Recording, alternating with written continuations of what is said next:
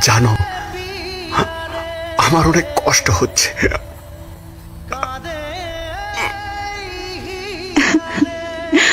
কেন এরকম করলে তুমি?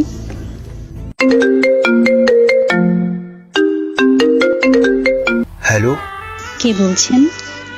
জানতাম তুমি আমাকে চিনতে পারবে না। কে আপনি?